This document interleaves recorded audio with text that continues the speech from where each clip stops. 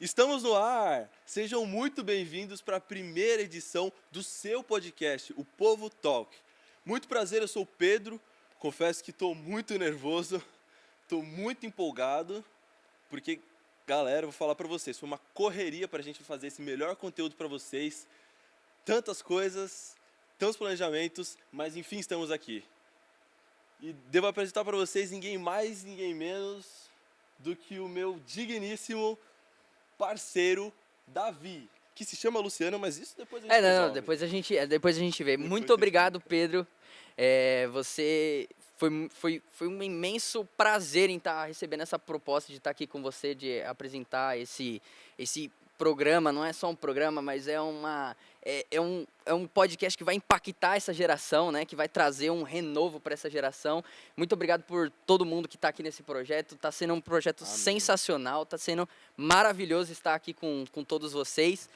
E vamos apresentar nosso convidado, né? Antes disso, só avisar para vocês que fiquem atentos nas nossas redes sociais, @PovoTalkPodcast. Fiquem atentos que vai sair um conteúdo bem bacana para vocês. Mas agora vamos... E sempre uma nova novidade, sempre as novidades vão sair lá. Com certeza. Então vamos pro nosso convidado. Quem que é esse cara aqui? Porque ele tem muitas funções. Ex-jogador de futebol. Sargento do Exército? Pastor teólogo da Batista do Povo, Vila São José. Me falaram que ele era modelo. Quem que é? Acho que é. Acho que é, né? Nosso querido Jordélio Souza. Seja muito bem-vindo. Obrigado, meus lindos. Que alegria estar aqui com vocês, fazer parte dessa primeira edição do Povo Talk, com esse slogan que é de fato impactar uma geração. Eu acredito que de fato esse conteúdo que vai ser gerado aqui, todas as edições, todas as pessoas que sentarem nessa cadeira aqui vai se sentir privilegiado. E o Brasil, as nações aí se preparem. Então, uma alegria muito grande e principalmente ser entrevistado por vocês. Quando o Pedro nos procurou para compartilhar o que estava no coração dele, veio muito ao encontro daquilo que a gente já estava sonhando. E depois ver o Davi chegar, o engajamento, o envolvimento na igreja, eu tenho certeza que vai ser um sucesso. Com certeza. Sinta-se à vontade, o espaço é todo seu. Vamos ter uma conversa e fluir. Entender um pouco mais da história dele, o que trouxe ele aqui, por que ele está aqui, como que ele chegou aqui, o que aconteceu em toda essa jornada e no final ele vai deixar uma mensagem aí para essa geração. Não, até porque sendo eu, o Pedro, o Davi, a intenção é que você sinta aqui parte e que esteja livre para conversar com o Jordélio. Sim. É isso aí. Qualquer outra pessoa que venha sentar aqui nessa cadeira. E então, Jordélio, a gente veio aqui, já apresentamos mais ou menos o que vai acontecer, né, no nosso podcast, e nada melhor que a gente começar assim com a sua vida, da onde que você veio, quantos anos você tem. Quem é o Jordélio? E quem que é o Jordélio mesmo. Perfeito, gostei. Eu tenho 38 anos, eu sou natural de Vitória da Conquista, na Bahia, moro em São Paulo desde os 7 anos. Eu fui criado aqui, a minha família veio depois que houve o impeachment de Fernando Collor de Mello, lá em 1992. Aí o papai teve que vir na frente, aí deixou a mamãe com 4 filhos lá na Bahia, e depois de 10 meses a gente veio para São Paulo. Tive na minha primeira infância, segunda infância ali, o sonho de ser jogador de futebol, depois na adolescência treinando e acho que a maioria dos meninos brasileiros tem esse sonho. E aí quando foi em 2001, eu estava jogando no Corinthians, já com tudo certo ali para realizar o sonho, foi quando eu tive um problema de saúde, tive que parar de jogar. Mas o Jordélio hoje é uma pessoa realizada e eu estou muito feliz. Eu gostei muito da sua primeira pergunta de falar assim, quem é o Jordélio? Porque eu gostaria de fato, hoje, de conversar aqui e falar do Jordélio. Não falar do pastor, do militar, do jogador de futebol. Então vamos começar, então. Você já falou ali que com 7 anos você veio para São Paulo. Então vamos ali, antes de vir para São Paulo, que você falou que seu pai veio, né? Jogou pelo melhor time. Não, pelo melhor time do mundo, Corinthians. Deixa para outra. Mas vamos lá. Com 7 anos de idade, você falou que por causa do Fernando Collor, aí seu pai veio, mas antes disso, como é que era a sua vida lá em Vitória? Conta mais um pouquinho como é que era a sua infância até os 7 anos, assim. Perfeito. Eu nasci em Vitória da Conquista e Vitória da Conquista fica no sudoeste da Bahia, é a terceira maior cidade da Bahia e é uma cidade muito grande, uma cidade bem desenvolvida, porém tem o que eles chamam lá de roça, o povoado. Então os meus pais, nós morávamos na roça. Eu nasci na cidade, mas fui criado ali na minha primeira infância morando na roça. Meu pai era agricultor, então morávamos na roça. Com 4 anos, quando eu completei 4 anos, o meu pai tomou uma decisão. Ele queria ir para a cidade porque ele queria que os filhos tivessem a condição de estudar. E aí foi nesse momento que meus pais venderam as terras e aí nós fomos para a cidade. Meu pai montou uma fábrica de biscoito de polvilho. No primeiro momento, tudo estava indo muito bem. Durante a semana, ali produzindo na fábrica, e nos finais de semana, o meu pai viajava para as feiras, vendia, gente estudando. Então, era um tempo muito feliz. O meu papai, a mamãe e os meus irmãos menores. E aí, quando houve esse momento que foi uma crise aqui no nosso país, até então o presidente Fernando Collor de Mello, ele sofreu o impeachment e todos os pequenos empresários, médios empresários, acabaram falindo naquele momento. E aí o pai buscava emprego, buscava meios de conseguir recursos para nos sustentar e não estava conseguindo. E ali meu pai tomou uma decisão muito difícil, que foi vir para São Paulo, ele tinha muitos parentes que moravam aqui. E aí, nesse momento que ele veio para São Paulo, ficou a mamãe junto comigo e os meus irmãos. Aí foi um momento de muita dificuldade para a gente. Assim, eu não vou falar que a gente passou fome, porque nós tivemos pessoas para nos ajudar, mas a gente passou muita necessidade. Eu falo que tínhamos ali um pé de chuchu ali no quintal da nossa casa e em alguns momentos aquele pé de chuchu foi a nossa salvação. Eu até falo muito de um momento assim que me marcou muito. Minha mãe pegou o chuchu, fez meio que um cozido, jogou farinha e fritou um ovo. Eu nunca vou me esquecer dessa cena. Nós tínhamos um ovo em casa, minha mãe fritou aquele ovo e dividiu em 4 pedaços. Então serviu a mim e aos meus irmãos. E eu nunca vou me esquecer do olhar da minha mãe. Minha mãe ali olhando, com vontade de comer, mas naquele momento a satisfação dela estava em ver os filhos se satisfazendo. Mas mesmo assim a gente feliz. E depois de 10 meses, aí eu acabei vindo para São Paulo. E aí a gente começou uma nova etapa aqui. Lá nós morávamos em uma casa grande, aqui morar no fundo da casa do meu tio. Então foi um momento de recomeço ali junto com a família. E aí eu vim de lá com alguns traumas, eu acredito que no decorrer dessa nossa conversa eu posso compartilhar também. Sim, sim. Uhum. Beleza. Nossa, você falando dessa situação do chuchu e dessa questão da alimentação, eu vejo uma grande identificação, porque a gente, quando era menor, sei lá, devia ter uns 10, 12 anos de idade, passou por uma situação muito parecida, e isso de fato marca. Eu lembro um dia que a gente estava lá em casa, eu, minha mãe e minha irmã, e chegando a hora do almoço, mãe, o que a gente vai comer? A gente vai comer porque eu não via nada na geladeira, e foi um momento que ela também falou que foi muito impactante, assim. Abriu a porta da geladeira e falou: pessoal, vocês estão vendo isso aqui? Não tem nada aqui, mas é porque Deus vai fazer um milagre. No dia de hoje vai fazer um milagre. Vocês vão guardar isso. E de fato guarda, assim. Ela começou a ver, pegando umas coisas ali, juntou e conseguiu fazer um almoço que deu pra gente naquele dia. E de fato isso deve ter te marcado muito, assim, esse tipo de situação. Como que foi, assim, para vocês? Não, marcou muito, porque assim, quando o pai veio para São Paulo, então, e a gente começou a passar muita necessidade, então a minha mãe tomou uma decisão. A decisão era: a gente vai reativar a fábrica. E aí a minha mãe começou então a fabricar o biscoito novamente, a produzir. E ali eu tinha de 6 para 7 anos, então eu era a pessoa que auxiliava a minha mãe. Então nos finais de semana eu estava na feira com a minha mãe fazia uma bandeja de cocada. Então enquanto ela ficava vendendo os biscoitos, eu saía vendendo a cocada, fazia geladinho, eu vendia o geladinho. Então muito pequeno eu tive que assumir essas responsabilidades. Então eu via o esforço da minha mãe. E foi um momento, era complicado. Eu acabei fazendo xixi na cama até os meus 12 anos.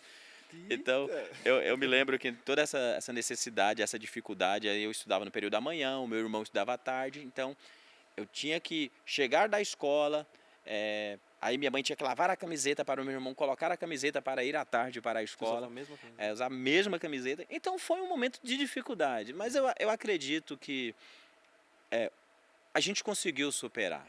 A gente conseguiu vencer aquele momento. Nós éramos muito juntos. A maior dificuldade era estar longe do papai, do meu pai. Porque nós nunca tínhamos nos separado antes, então essa saudade doía bastante. E a gente acabou superando. E isso aí Entendi. foi... Agora, assim, nesse período acabou acontecendo outros fatos, como eu compartilhei. Nós tínhamos uma pessoa que morava com a gente, uma pessoa que era como se fosse da família, e só foi o meu pai vir para São Paulo, e aquela pessoa começou a abusar sexualmente de mim. E aí eu falo que na construção, quando se pergunta assim, quem é o Jordélio?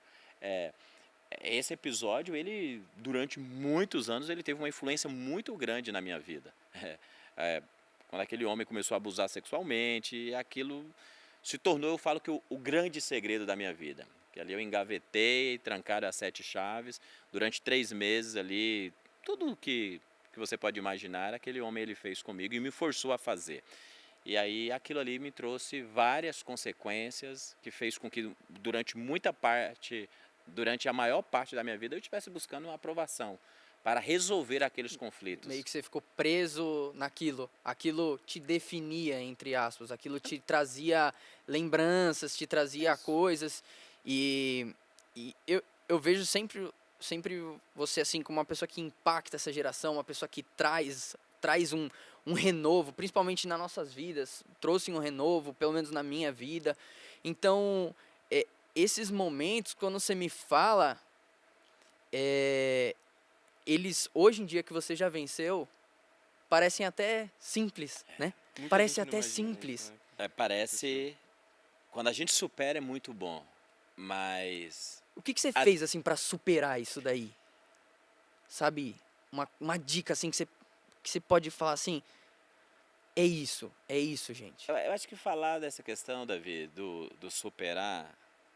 antes de falar de você superar, eu acho todo um que processo, é importante a gente falar do processo. Eu falo que na minha pré-adolescência, eu com os meus 11, 12 anos, jogando futebol, ou nas brincadeiras de rua com os amigos. Então, às vezes, quando vinha aquelas gozações, antes não falava-se tanto de bullying como hoje.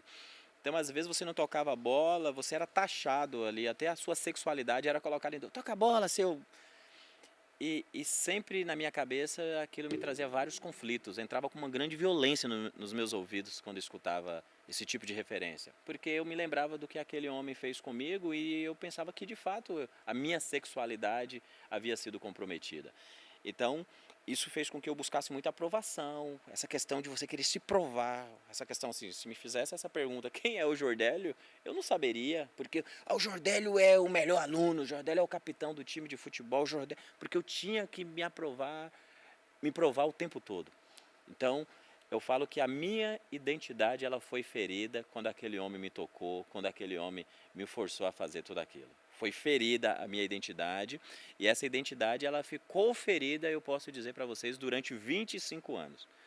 E aí, para adiantar e resumir, eu falo que esta cura ou essa restauração da identidade, ela só veio, primeiro, depois de 22 anos, quando eu falo que eu vivi de fato uma experiência individual com Cristo, e aí eu entendi quem eu era em Cristo. Quando eu tive essa revelação e essa clareza da minha identidade em Cristo Jesus, isso aí foi libertador na minha vida. Mas você saber não quer dizer que já resolveu o problema. Eu sei, mas agora eu vou me submeter ao processo de me apropriar de quem eu sou em Cristo Jesus. E aí eu falo muito acerca disso. Deus nunca vai tratar um câncer como se fosse um arranhãozinho de só colocar um band-aid. Você vai passar pelo processo. E aí eu me lembro que em 2014, eu já casado, com 30 anos de idade, e foi a primeira vez que eu fui falar acerca da questão do abuso. Eu falei para minha mãe acerca do que tinha acontecido comigo quando criança, e foi uma surpresa, a tristeza da minha mãe: filho, por que você não falou nada? Por quê? E ali depois o meu pai, uma revolta, isso em 2014. E aí 2015, perto de completar os meus 31 anos, eu já casado, com 2 filhos, aí o abusador, ele me encontra aqui em São Paulo, numa quinta-feira, depois que eu ministro em um culto na nossa igreja, no Grajaú, e aquele homem, o Antônio, ele veio ao meu encontro e ele pergunta assim, Jordélio, qual que é o... Jordélio não, fala, qual que é o nome do seu pai? É o Gil. Aí ele fala, sua mãe é a Rosa? Eu falo, sim. Aí ele, sou eu, o Antônio. Nossa, que cara legal. 25 anos depois ele me encontrou em São Paulo e foi uma festa. E detalhe, queridos, eu falo que eu entrei no exército em 2003 e quando eu comecei a mexer com armamento, tudo que eu queria era encontrá-lo. Eu tinha muito ódio dele, eu tinha vontade de matá-lo e certamente aquele ódio me impulsionaria a de fato matá-lo. Era uma revolta muito grande que eu sentia no meu coração de tudo que ele me fez, que ele me obrigou a fazer. E quando eu encontrei, ou quando ele me encontrou, eu me questionei muito, porque o meu sentimento não foi de matá-lo, foi um sentimento de perdoar por tudo que ele me fez. E então, respondendo a sua pergunta, tive que contextualizar e falar toda essa história. Acho que a chave de tudo foi primeiro entender que eu fui perdoado por Cristo Jesus e entender a minha identidade nele. E naquele momento do encontro ali com o Antônio, de me permitir ser conduzido pelo Espírito Santo, porque por mim mesmo eu não teria feito aquilo, e foi de perdoar, o sentimento de perdão, e foi libertador. Porque às vezes a gente pensa, quando eu perdoo uma pessoa que faz uma maldade dessa, como ele merece? Ele não merece isso, essa pessoa merece morrer. Mas o maior beneficiado não foi ele, fui eu. Porque eu me senti extremamente livre, me sinto e falo disso hoje com muita liberdade, porque é uma coisa sarada. Eu abri a gavetinha, eu tirei o que estava debaixo do tapete e eu expus. Quando você expõe, você está falando assim, eu quero me livrar, eu quero tratar essa situação, eu quero resolver, não quero ter uma pendência na minha vida. E a melhor coisa que eu fiz foi isso, deixar Cristo entrar e resolver essa questão. Quando na Bíblia fala que é melhor dar do que receber, ali não está falando só de coisas assim materiais, mas sim de dar o perdão. Sim. Quando você forneceu aquele perdão foi libertador da sua alma. Então eu posso colocar duas coisas principais, né, na sua fala: o Espírito Santo e o perdão. E o perdão. Eu colocaria o autocontrole também. Autocontrole. Porque, na verdade, assim, o autocontrole vem como fruto do Espírito. Faz parte, ele que te dá esse temperamento. Exatamente. Né? O domínio próprio é um dos frutos do Espírito. Você colocou duas coisas, eu falo que eu colocaria uma acima de todas essas. É a gente entender quem a gente é em Cristo Jesus. A identidade. A identidade. Isso para mim é libertador, porque eu me sinto livre. Porque eu sou livre de mim mesmo, dos meus medos, dos meus traumas. Sim. Porque eu fui refém dos meus traumas durante muitos anos. Porque além da questão do abuso, depois eu tive um outro momento muito difícil, que teve a fase onde eu tive que parar de jogar futebol, que eu tive um vírus chamado Guillain-Barré. Na época eu estava jogando no Corinthians. Não, peraí. Vamos voltar lá, voltar lá. Aí o senhor veio para São Paulo. Isso foi quando você tinha quantos anos? Isso, mais ou menos. Essa situação que você falou do abuso? Isso. 6 para 7 anos. E você ainda estava em Vitória da Conquista. Isso. Vitória da Conquista. Depois disso... Depois de 3 meses que o Antônio estava ali abusando, o Antônio foi embora para uma cidade chamada Itororó. Me lembro como se fosse hoje. Era uma terça-feira, o sol muito quente. Volta de meio-dia, foi a despedida do Antônio. Minha mãe, os meus irmãos todos chorando, porque o Antônio, uma pessoa que a gente amava, uma pessoa muito querida, ele estava indo embora. Eu não consegui chorar. E aí quando deu o momento do pôr do sol, por volta das 17h30, eu tenho isso eu tenho uma fotografia desse momento. Aquela angústia, e aí eu comecei a chorar. E eu me lembro que eu chorei muito e ninguém entendia. E aí a minha mãe achava que eu estava chorando por causa da ida do Antônio. Nossa. E aí ele foi embora, e aí depois de 10 meses o meu pai mandou buscar a gente. Meu pai conseguiu um trabalho como metalúrgico, e aí meu tio cedeu a casa dos fundos, do terreno onde que era a casa do meu tio, e aí a gente veio para São Paulo. E aí quando a gente chegou aqui, entrou num novo processo, que aí a minha mamãe foi trabalhar como doméstica, o meu pai como metalúrgico, e eu com 8 anos eu era o responsável pelos meus irmãos. Então, toda essa questão da criação, de levar minha irmã na creche, levar o meu irmão na escola, de buscar, de servir o almoço, de arrumar a casa, era a minha responsabilidade. Então, eu falo que eu tive que assumir responsabilidades muito cedo. Eu não vivi a minha fase de infância na infância.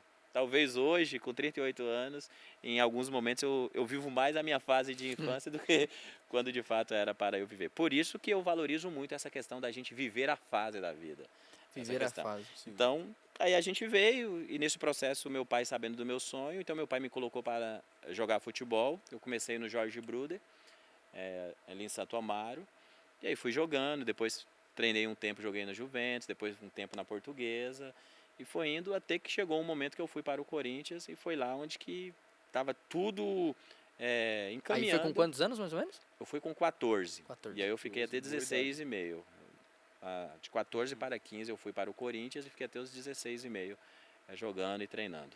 Aí foi quando aconteceu a questão Do Guilherme vírus. Barré, no mês de julho de 2001.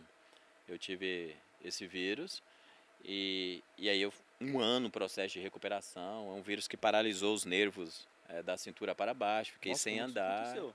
É um vírus que ele paralisa os seus nervos do corpo, seu sistema nervoso ali, então eu fiquei sem movimento da cintura para baixo. E aí foi um momento muito difícil, de muita tristeza. Eu me lembro que eu fiquei internado, nós tínhamos ali na Adolfo Pinheiro, Hospital São Leopoldo.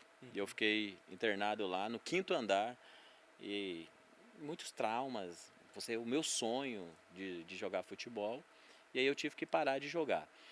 Aí 2012 foi um ano muito difícil. Eu falo que foi o momento que eu tive acesso aos pensamentos suicidas. 2012, porque era como se a minha vida tivesse perdido o sentido. O meu sonho de ser jogador. 2002 ou 2002. 2002. 2001 eu tive o vírus, aquele processo internado, depois entrar em fisioterapia, e 2012 foi um ano ocioso, um ano eu não jogava, não podia jogar, triste, era o meu sonho.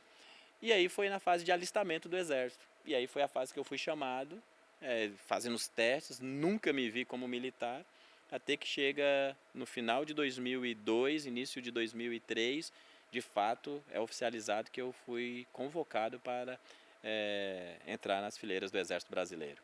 E ali foi um choque, eu chorei no colo da minha mãe, que eu nunca me imaginei como militar. Na entrevista você tinha falado que... Eu falei que não, eu não era voluntário, E aí tem as fases que você vai fazendo as provas, os testes de aptidão física. E eu, sem saber, eu fui me destacando. Eu fui fazendo, e aí eu me lembro até hoje, a última entrevista foi com o Sargento Reis. E quando sentei na frente dele, todo mundo ali tinha entrevista e o carimbo ali, tá, dispensado. E aí ele, depois de toda a conversa comigo, ele olhou e ele falou assim: Jordélio, você é voluntário? Eu falei: não sou voluntário.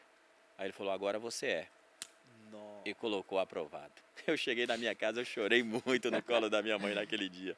Mas hoje eu falo para vocês, eu entendo que... Foi um trabalhar de Deus. É o trabalhar de Deus. Os 8 anos que eu fiquei no Exército, eu tenho certeza que foi o próprio Deus me forjando.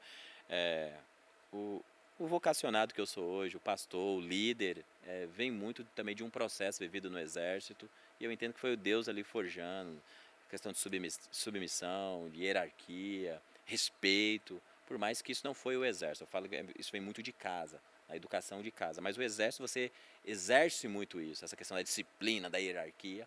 Então ali eu estava sendo treinado e hoje eu tenho muito orgulho do tempo que eu fiquei no Exército. E aí foi nesse período do Exército, depois de ter passado essa questão do Guilherme Barré, do futebol, 2004 eu já era cabo do Exército, e 2005 eu ia para o curso de sargento. E antes de ir para o curso sargento, eu fui para fazer uma viagem. E aí, nesse período da viagem, eu viajei no dia 25 de maio de 2005, porque no dia 26 era o feriado de Corpus Christi. E naquela viagem, eu me lembro que naquela quarta-feira à noite estava chovendo em São Paulo. Foi inclusive o dia que era uma semifinal da Libertadores. Jogou São Paulo contra o Palmeiras no Parque Antártica. Eu lembro que o Cicinho fez um gol quase do meio da rua naquele dia, e todo mundo vibrando muito. Eu tinha meu irmão, meu primo, eles eram são paulinos, e chovendo em São Paulo. Minha mãe olhou e falou: filho, não vai nessa viagem, não vai, fica aqui, você vai viajar na segunda, está chovendo. Eu olhei para minha mãe e falei: mamãe, todas as vezes que a senhora pede para eu não fazer algo e eu faço, eu volto e falo: a senhora tinha razão, mãe, eu não deveria ter feito, mas dessa vez vai ser diferente. No domingo a gente vai voltar felizes e a gente vai falar que valeu a pena a viagem. E aí eu fui para a viagem. No sábado, dia 28 de maio, meu irmão e meu primo se afogaram na praia e sumiram no meio do mar. Eu voltei no sábado à noite para casa, cheguei na rua da minha casa, uma multidão de pessoas. E quando eu entrei no quarto da minha mãe, estava ela com várias pessoas e minha mãe chorando muito. E eu não falei para ela que eu voltei feliz. Eu voltei com meu irmão e meu primo sumidos no mar.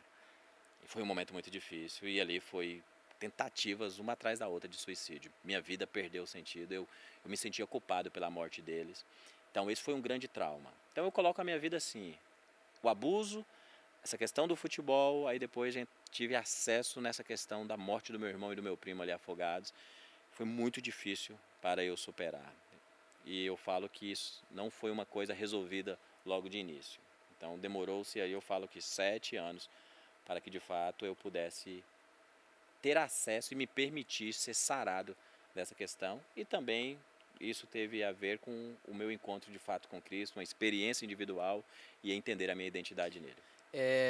Você falou todo esse percurso, né? Agora a gente já está aqui em mais ou menos meados de 2004, 2005, né? Sim. Mais ou menos metade do que o senhor já viveu até agora. Sim. E a gente não entrou nesse assunto todo esse período, desde que o senhor nasceu. O senhor era da igreja, o senhor já conhecia Cristo, tinha a ideia de quem que era Cristo, você já tinha um convívio com o evangelho? Sim. Quando eu completei 2 anos, os meus pais se converteram. E eles se converteram, a gente ainda morando na roça, então numa denominação com muitas doutrinas, com muito uso e costume.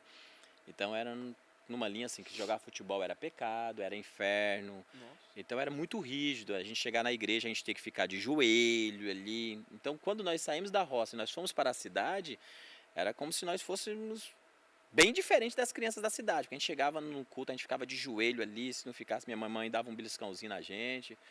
Então eu falo que eu tive acesso desde o início, mas muitas vezes de uma forma até um pouco opressora, porque era muita religiosidade também, por mais que eu falo que mesmo naquela religiosidade os princípios estavam sendo incutidos dentro de mim e também foram essenciais para no decorrer da minha vida, da minha história. Então eu fui criado dentro da igreja, mas eu falo que o fato de você ser criado, o fato de você ser filho de crente não quer dizer que você é crente. Que você é crente e que você tenha vivido a sua experiência de fato. Então não foi nesse momento que eu vivi. Eu falo, a minha grande experiência com Cristo, eu falo que foi 2012. Eu me batizo em 2009, em 2008 eu me casei, realizei o sonho do casamento em 2008, 2009 eu me batizo, mas 2012, depois de 2010, quando eu saí do exército, montei minha primeira empresa, 2012 eu estava com 3 CNPJ, estava vivendo um momento muito bom, pessoal, financeiro,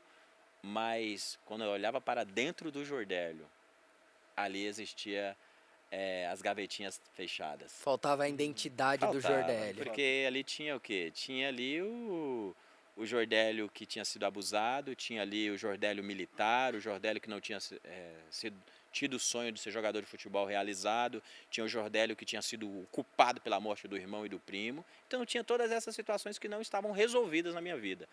E isso me levou para quê? Para um processo de depressão. 2012, quando eu me vi, no momento que parecia que eu estava no auge, foi o momento que eu me prostrei. Psiquiatra, remédios, depressão, e eu não conseguia ir no banheiro sozinho.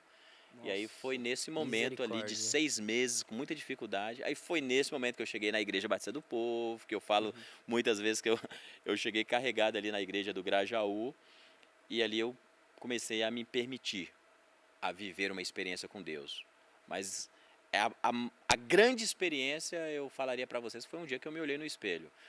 Porque tomando os remédios que eu tomava, meu semblante ele ficou feio, eu ficava tremendo direto, a minha expressão, não conseguia argumentar, não sorria mais. Eu fiquei muito, muito, muito feio, fiquei muito zoado, de verdade. E aí teve um dia que eu me olhei no espelho. E aquele dia que eu me olhei no espelho, foi muito triste. E ali eu falei para papai do céu, venha forjar o caráter de Cristo na minha vida. Me dê a condição de me ver como o Senhor me vê. Forja o caráter de Cristo na minha vida. Me dê a sensibilidade de me ver e de ver o próximo como o Senhor. E aí eu falo que foi ali que Deus, de fato, é como se eu tivesse... Ali foi o momento de abrir a gavetinha e falar, só tem acesso. Eu dei acesso, dei liberdade. E ali começou um trabalho de forjar. E doeu, viu? Que é com discipulado, é com confronto, é um caráter ali seu que está denegrido, um caráter seu que está deformado nessa questão das empresas. Como eu disse que por causa de tudo isso eu buscava muita aprovação, então quando eu comecei, saí do exército, montei a primeira empresa, comprei o segundo estabelecimento, montei a terceira, então as pessoas olhavam e falavam, esse menino é muito jovem, ele é um prodígio, é um empreendedor. Quantos anos você tinha? Nessa época, 2014, eu estava chegando, 2012, eu estava com 28 anos. Mas aí de 2004, que quando a gente estava falando sobre isso, até 2014, você viveu esse período todo? É porque 2004, 2005 eu perco meu irmão. Sim. Aí depois eu continuei no exército até 2010. Então, 2010 eu saio do exército, 2010 eu estava com 26 anos. Eu saí do exército com 26 anos. Aí eu monto a minha empresa, a Tribo Digital, depois eu compro o estabelecimento comercial, depois eu monto uma outra empresa.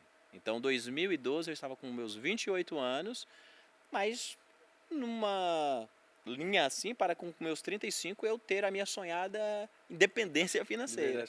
Entendeu? Eu sempre fui muito proativo, mas aquilo que me motivava, a minha proatividade, era para aprovação.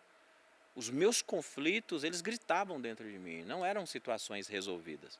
Sim. E aí isso me levou para esse processo depressivo. Mas aí, quando você tinha falado que, naquele momento, quando você perdeu seus irmãos e que você estava numa situação que você se afundou, assim. Sim. E seguindo para isso, como foi persistir e qual foi realmente aquele momento, não, beleza, agora eu vou começar a construir ajudar a construir esse ministério, né? Tá. E seguir nessa vida ministerial e se tornar um pastor. Ou até mesmo alguém que impulsionou a vida dele, né? E iniciar também o projeto Alvo Certo, né? Tá. Como que foi isso? Perfeito. 2005 eu perdi o meu irmão no mês de maio. Mas 2004, final de 2004, eu já era cabo do exército, eu senti essa necessidade de fazer algo em prol da comunidade e das pessoas. E eu tive um professor que marcou muito na minha vida, o professor Chicão, foi meu professor no 6º ano, depois no 7º ano, e ele se tornou um grande amigo. Então, quando eu me estabilizei no exército, eu procurei e falei que eu queria fazer alguma coisa em prol da comunidade. E aí foi que ele falou, ele era um coordenador do programa Escola da Família, numa escola na periferia, e ele falou assim, Jordélio, eu tenho um lugar certo e vai dar certinho para você. E ali a gente conversou no final de 2004, quando foi no dia 29 de janeiro de 2005, eu iniciei o projeto Alvo Certo. Lá na escola, que hoje é a escola Adelaide Rosa, mas até então era a Coab Brigadeiro Faria Lima, que fica ali na comunidade do Sucupira, no Grajaú. E eu iniciei com 6 crianças, o projeto começou a crescer, o intuito era trabalhar de fato e levar esperança para a criança e para o adolescente. Então nós montamos uma escolinha de futsal e essa escolinha, para que a criança pudesse jogar o futebol, ela tinha também que participar das demais oficinas. Então nós oferecíamos aulas de... oficina de...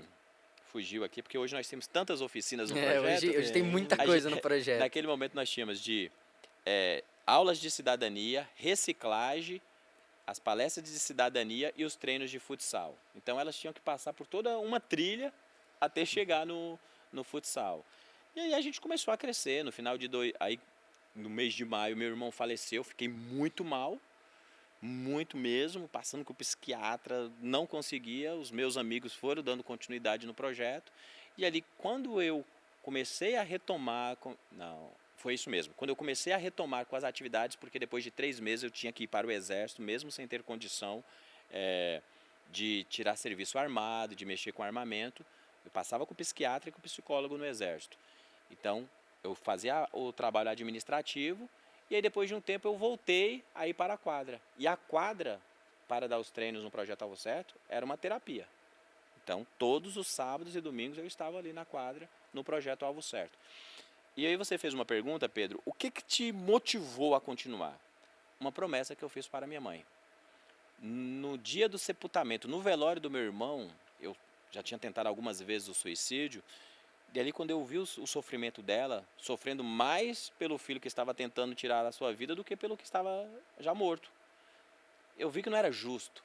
E ali eu procurei a minha mãe e falei, eu prometo para a senhora que eu não vou fazer nada. Eu vou viver pela senhora.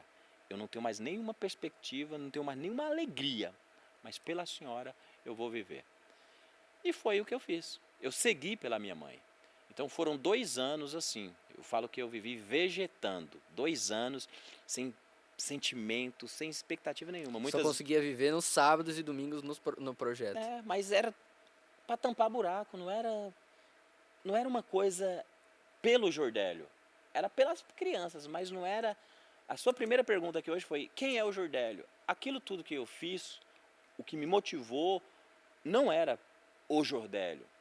Era para provação. Até quando eu comecei o projeto Alvo Certo, era para cuidar de crianças, para que elas não vivessem o que eu tinha vivido com abuso. Então aqueles meus traumas, eles estavam o tempo todo sendo determinantes nas minhas decisões. Não era uma coisa, a essência de fato, aquilo, pensando no Jordélio, naquilo que trazia de fato alegria. E aí, nesse processo todo de 2005 até 2007, às vezes minha mãe vinha me abraçar, filho, me dá um abraço. Eu não conseguia, porque para mim o sofrimento da minha mãe era culpa minha, por não ter cuidado do meu irmão e do meu primo. E aí, quando chegou no dia 23 de junho de 2007, eu recebi uma mensagem. Eu só tinha visto a Meire uma vez na minha vida, em 2006, na Escola Adelaide Rosa, onde que eu desenvolvi o projeto Alvo Certo. E aí, depois de 1 ano, ela me mandou uma mensagem falando que queria conversar comigo. Ela era voluntária, ela era universitária no programa Escola da Família, em uma escola, lá no Eurípides, no Lucélia, e ela queria que eu ajudasse no início de uma oficina lá. E ela me mandou uma mensagem, 23 de junho. Eu respondi, fui até a escola, ela me fez uma proposta, eu não podia atender naquilo, mas a gente começou a conversar. Resumindo, 23 de junho, quando foi no dia 7 de julho, estava eu olhando nos olhos azuis da Meire e falando assim, eu estou com medo. E aí ela falou, mas com medo de quê? Aí eu falei, a gente começou a conversar há poucos dias atrás e eu estou com medo de estar confundindo os sentimentos. E aí foi nesse momento que ela falou bem assim, mas é recíproco, eu também estou com esse mesmo medo. E ali eu fui e perguntei para ela, o que você pensa disso? E aí foi quando ela falou, eu penso que é para casar. E aí quando ela falou, nesse período de 2 anos, desde a morte do meu irmão, até aquele momento, foi a primeira vez que eu senti uma coisa por mim. Porque nesse momento meu corpo gelou, eu senti vontade de chorar, eu fiquei emocionado ali. Voltou um fôlego de vida, Foi né? um fôlego de vida. Ela foi um fôlego de anjo na vida. minha vida naquele momento. Foi o friozinho na barriga, né? Foi o friozinho na barriga. Foi o friozinho na barriga. Foi o friozinho. E a partir daí, como foi essa construção de Família, né? primeiro ministério, digamos, que é a família? Como que foi essa construção? Então? E é engraçado que a gente volta aos traumas, falar dos traumas, né? Eu senti esse fôlego de vida naquele momento. Isso foi no dia 7 de julho de 2007. No dia 9 de julho a gente começou a namorar.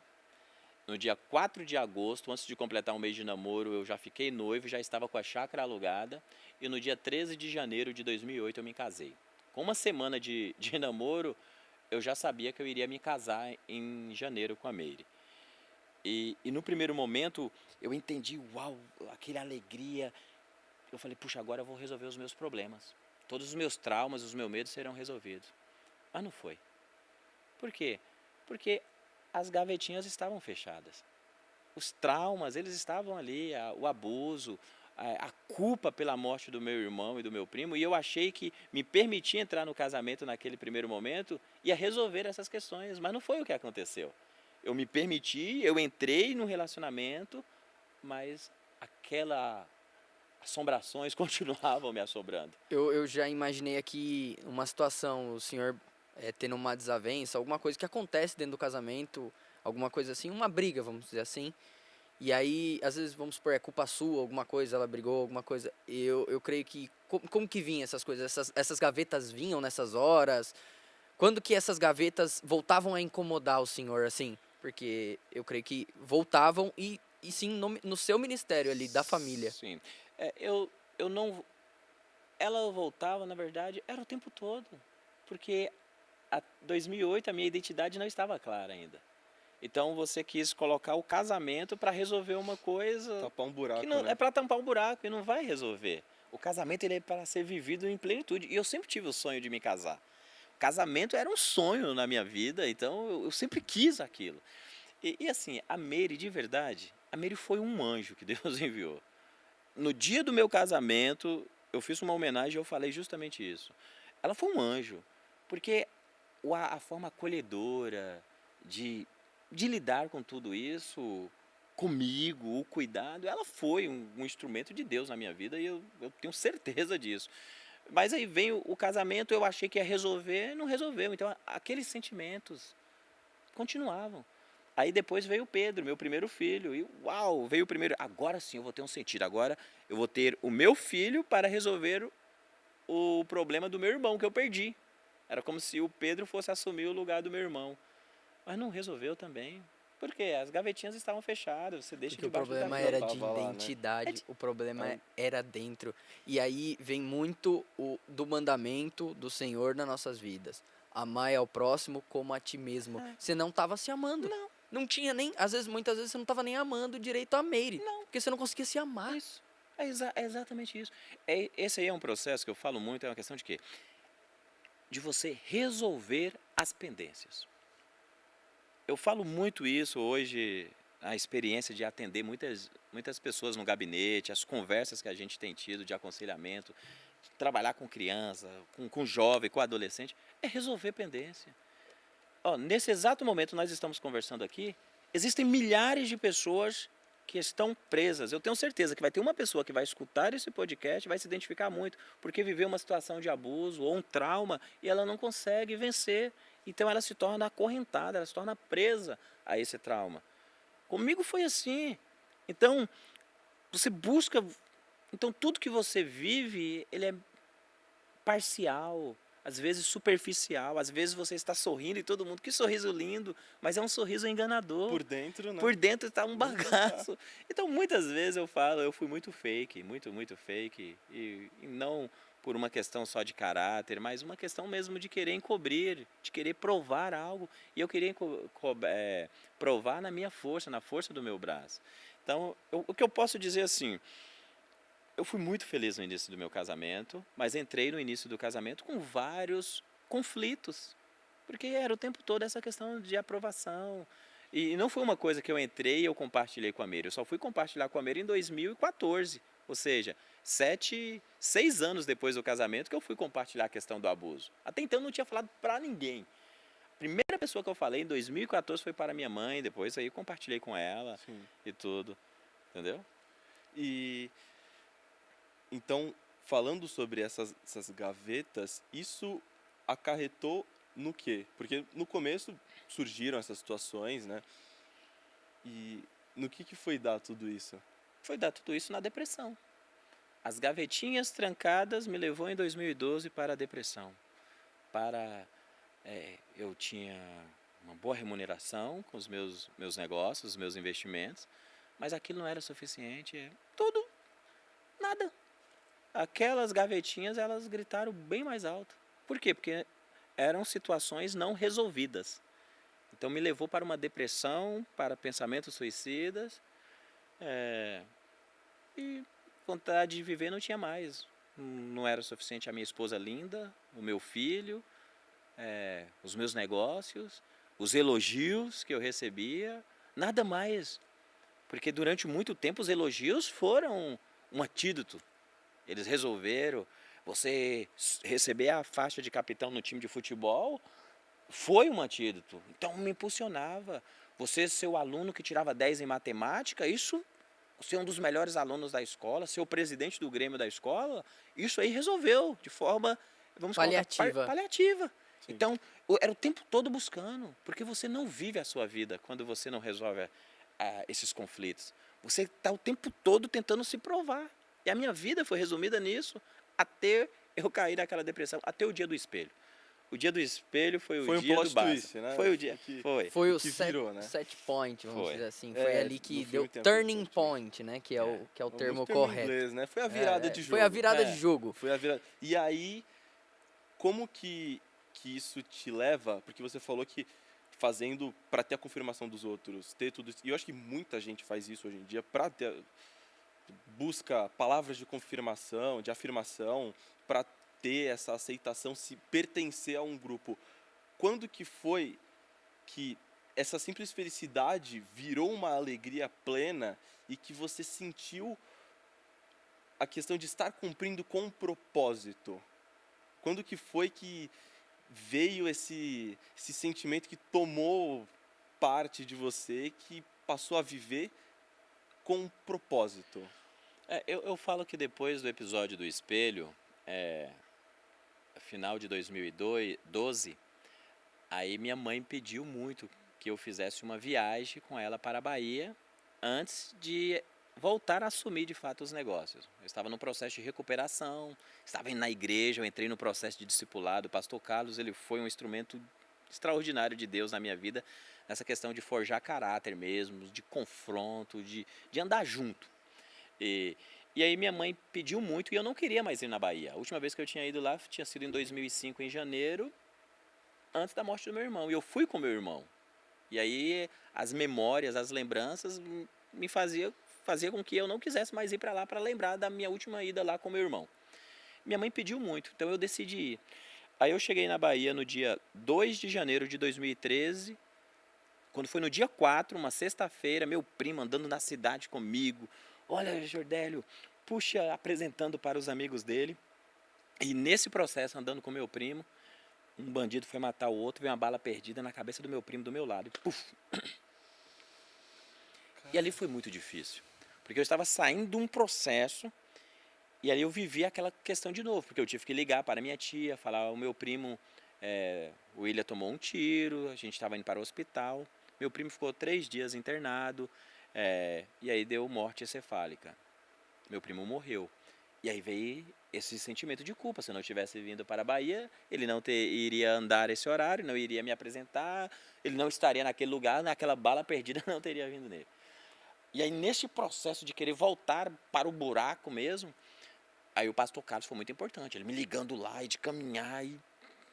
Então foi muito importante esse momento ali de me manter. E aí eu volto para São Paulo em 2013 e aí é onde que eu de fato começo a caminhar na vida da igreja. O projeto Alvo Certo que eu iniciei, eu coloco ele debaixo do guarda-chuva da igreja. Eu aí me torno não mais agora o dono do projeto, o mantenedor, eu me torno o coordenador, a igreja assume e ali a gente começa a fazer um trabalho. Eu vendi os outros negócios, fiquei com a Tribo Digital e nesse negócio que eu estou fazendo com a Tribo Digital, quando eu me vejo, a maior parte do meu tempo está no ministério, está dentro da igreja. Estou envolvido com células, daqui a pouco eu comecei a liderar células, depois eu já estava supervisionando. E aí, nesse processo, eu fui entendendo o que Deus estava fazendo na minha vida e eu comecei a entender quem eu era nele. E aí, este processo de restauração, o propósito, aquilo que me impulsionava, de ver vidas sendo impactadas. Nós tínhamos ali o encontro transformação na igreja do Grajaú, a igreja vivendo um momento muito gostoso. E eu fazendo parte daquilo, eu vivendo aquela igreja sendo consolidada e vivendo um momento de restauração na minha vida, mas sendo instrumento para que outras vidas pudessem ser também. Sim. Então eu falo que ali de final de 2012, 2013, 2014 foi um ano assim onde que esse propósito começou a ficar bem claro. Inclusive acerca da minha chamada ministerial. Então, aí eu posso dizer que o senhor ganhou o seu RG. A sua identidade. Sim. E aí o senhor pode me dizer o que está escrito nela? Tá escrito, além do seu nome? Está escrito que eu sou filho de Deus, que eu sou discípulo de Jesus, que Jesus ele é a minha referência. Então, quando eu busco, eu me olho no espelho hoje, eu falo assim, puxa, está aqui um filho de Deus, a imagem e semelhança do Deus vivo. Isso para mim é libertador. Aí eu olho para Romanos 12, 2, quando fala para não vos conformar com o padrão do mundo, mas buscar transformação através da renovação da vossa mente, para que experimenteis quão boa, perfeita e agradável é a vontade de Deus. Lá atrás, quando eu comecei o projeto Alvo Certo, eu já não me conformava com o padrão do mundo. Você já queria uma mudança? Eu já queria uma mudança, só que não tinha acontecido a mudança da mentalidade. Essa transformação só vem através de uma renovação de mente, ou seja, eu tive que renovar a minha mente e entender quem eu era em Deus, para que de fato eu pudesse ser um instrumento de transformação na vida de outras pessoas, porque tudo começa primeiro na gente. Eu falo muito isso, é muito mais importante quem eu sou do que aquilo que eu faço. O fazer tem que ser só consequência do ser. Então, você se permitir ter o seu ser transformado, ter esse caráter de Cristo moldado em você, cara, isso é libertador e é extraordinário. Aí você parou de deixar todas aquelas coisas, todas aquelas caixinhas, todos esses traumas te definir. Tirar uma bagagem das costas. Né? Tirar uma bagagem e deixar quem tem que nos definir, definir. Quem moldou a gente, quem moldou Adão foi Deus. Isso. Ele foi lá e moldou o barro.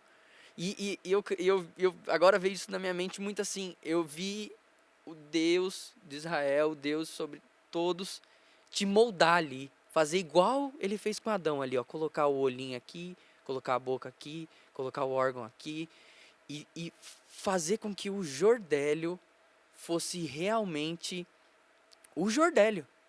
Porque ele era sempre, eu entendi isso, para mim, o Jordélio, o senhor me descrevendo, o senhor era as coisas, o senhor era o que ele fazia, e era realmente isso. Isso. Não Sim, era o exatamente. Jordélio, não era a essência. E botava totalmente expectativa em coisas e pessoas, coisas que a gente não consegue controlar, né? E eu acho muito interessante, mas muito importante te perguntar sobre os impulsionadores. Como que foi isso? Você falou sobre o pastor que te ajudou, mas tiveram mais pessoas que fizeram parte Tiveram dessa mais caminhada? vozes, como ele falou, né? Sim, pessoas que tiveram junto para construir, falaram, tô contigo, não desiste. Eu falo que nessa construção toda, eu tenho que citar algumas pessoas. Por exemplo, não tem como eu não citar aqui a professora Célia, que foi minha professora na 4ª série, uma mulher que se tornou uma amiga. No período de perda dos meus irmãos, do meu irmão e do meu primo, isso foi em 96 que ela me deu aula, mas 2005, ou seja, quase 10 anos depois, ela era minha amiga e ela estava lá na praia no dia que o corpo do meu irmão apareceu, junto comigo ali, acompanhando. Então, ela foi uma mulher que me inspirou muito. A professora Célia, o Chicão. O Chicão foi um professor, eu falo que ele não foi só um professor, ele foi um educador. Como eu jogava futebol de alto rendimento, então eu, na educação física, eu me destacava dos meus colegas, dos meus amigos de escola. E muitas vezes aquela busca pelo alto rendimento, eu chegava na quadra, eu queria que meu time só ganhasse. Às vezes eu cobrava todo mundo, toca a bola, e gritava com todo mundo. E eu me lembro até hoje, na 6ª série, de um dia que o Chicão, na minha cobrança, ele chegou e de forma literal, ele meteu a mão no meu peito e falou: quem você pensa que é para você falar assim com os meus alunos? Você está achando que você é quem? Só porque você joga em clube, você se acha melhor que todo mundo? Ele me deu um esporro naquele dia e falou: por que você não usa o conhecimento que você tem para ajudá-los? Agora você quer ser melhor, fica cobrando todo mundo, se achando melhor. Aquele dia mudou uma chave. E aquilo foi muito importante na minha formação como indivíduo, como homem. Aquilo que ele fez naquele dia. Então o Chicão foi uma pessoa que me inspirou muito. Eu tenho a minha tia Neta, que é uma pessoa que eu amo muito também, muito presente. Tenho também o Major Ricardo. Quando eu entrei no Exército, o Major Ricardo, para mim, é o ser humano mais inteligente que eu conheci, uma pessoa que acreditou muito em mim e me potencializou, investiu na minha vida. O Pastor Carlos, assim, foi uma pessoa sensacional também, que acreditou e de caminhar junto e de se importar com quem eu era, não com o que eu poderia produzir. Ele se importou com a minha vida, com a vida da minha família. Então, essas são pessoas que, sem dúvida, me impulsionou muito, claro, e todas elas, sem falar das principais. Eu falo que o meu pai, a minha mãe, eles são os meus maiores impulsionadores. Na simplicidade, a minha mãe, uma semi-analfabeta, mas que sempre esteve presente, de se importar. Filho, você já fez a lição de casa e está ali checando. Talvez não entendendo nada do que eu estava fazendo, mas está ali olhando. Deixa eu ver se está fazendo mesmo. O meu pai, de nunca deixar de participar de uma reunião na escola. Então, isso para mim foi muito importante. E Deus acima de tudo, né? Deus que coloca essas pessoas na nossa vida, né? E acho que essas pessoas que moldaram, assim, junto com Deus, eu posso dizer que é até é uma parte do seu caráter, assim, ser um impulsionador. Sim. Ser um impulsionador. Você lá atrás, no projeto Alvo Certo, já impulsionava as pessoas. E aí, em 2012, você tem um encontro com Jesus, realmente, mesmo estando dentro da igreja, tem um encontro com Jesus, e aí você vira um impulsionador de Jesus, que além da vida profissional, você vem com espiritual, que que é uma coisa que a gente discute muito, que as pessoas acabam muitas vezes separando o espiritual Sim. do que é carnal, vamos dizer assim, e aí acabam vivendo a vida fake. Exatamente. E assim, nessa questão do impulsionar, eu falo para vocês assim, queridos, sem demagogia nenhuma, a minha maior inspiração chama-se Jesus Cristo. Jesus Cristo para mim é a pessoa mais extraordinária que eu já conheci na minha vida. Todos esses que me impulsionou, que foram pessoas que me impulsionaram bastante, referências na minha vida, mas Jesus, o dia que eu entendi quem ele era, o que ele fez por mim e que ele prometeu que estaria comigo todos os dias, que ele não me deixa só um só segundo, aquilo ali mudou. Eu me sinto seguro nele. E aí eu começo a olhar para ele. E eu quero imitá-lo. Vou ser muito sincero. E se tem uma característica de Jesus que eu quero muito imitar e busco o tempo todo, é a intencionalidade de Jesus. Jesus, ele era intencional em tudo que ele fazia. Eu busco ser intencional, a forma de amar, a forma de mandar uma mensagem, a forma de me expressar, às vezes até a forma de ficar quieto. Tem hora que quem caminha comigo, às vezes fica até, puxa, ele está ausente, não está dando muita atenção. É intencional. Até nisso eu sou intencional. Porque eu vejo muito isso em Jesus. Então, assim, Jesus é a minha maior inspiração, Davi. Sim. Jesus, eu sou apaixonado por ele, de verdade. Ele é a razão que me faz estar sentado aqui nessa cadeira hoje conversando com vocês. Ele é tudo para mim. Jesus é. E falando sobre pessoas que impulsionam, uma pessoa que eu vi que na sua vida foi muito presente e sempre teve do seu lado, te impulsionando, não tem como não comentar aqui. A Mary foi uma pessoa assim, você falou que ela foi um anjo na sua vida, mas ela foi um anjo na vida de muitas outras pessoas. Todos vivendo e comentando. Quantas vezes, você comentou agora, falou a palavra anjo, mas ela já foi um anjo na vida de muitas outras pessoas. Eu já tive o privilégio de estar servindo no Kids com as crianças e ver uma líder que ela também foi. Um exemplo de mãe, de pessoa, de serva. E não tem como a gente estar aqui sentado contigo e te perguntar sobre esse processo, viver sobre tudo isso depois que aconteceu, porque a gente vê que você lidou com isso de uma forma muito diferente do que muitas outras pessoas iriam lidar. Acho que E não só a diferente igreja- até da forma que ele lidou Sim. com todas essas caixinhas. Sim. Ele não deixou criar essas não caixinhas, né? deixou essas armadilhas na mente, esses gatilhos mentais serem ligados, e todos ficaram impressionados assim. O que foi isso para você na sua vida? Primeiro, assim, Pedro, eu tenho que... Quando você pergunta assim, a Mary, a Mary ela foi incrível. O processo da depressão, ela cuidou de mim. Ela me levava no banheiro quando eu não conseguia ir sozinho.